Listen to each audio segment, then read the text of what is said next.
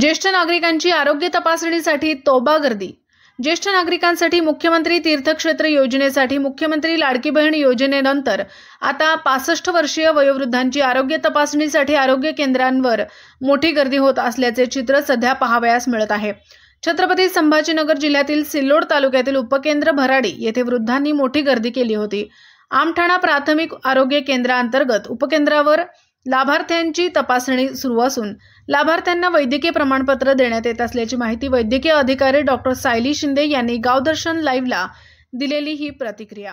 नमस्कार, मी डॉक्टर सायली शिंदे, प्राथमिक आरोग्य केंद्र आमठाणा, वैद्यकीय अधिकारी।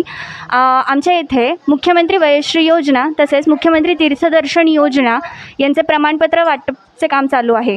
हे दोन्ही योजनांसाठी आपण मुख्यमंत्री वयश्री योजनेसाठी 65 वर्षांच्या वरचे वयोवृद्ध तसेच तीर्थदर्शन योजनेसाठी आपण 60 वर्षांच्या वरील वयोवृद्धांना वैद्यकीय प्रमाणपत्राचे वाटप करत आहोत। ही जवळपास आपण शुक्रवारपासून ह्या प्रमाणपत्रांचे वाटप करत आहेत। तरी आतापर्यंत जवळपास 700 अशा वयोवृद्धांनी ह्या योजनेचा लाभ घेतलेला आहे। तसेच आज सुद्धा प्राथमिक आरोग्य केंद्र आमठाणा येथे आणि इथे भराडी येथे आणि तसेच बाकीही सर्व उपकेंद्रांवर या वैद्यकीय प्रमाणपत्र चे वाटप चालू आहे। तरी सर्वांनी या योजनेचा लाभ घ्यावा।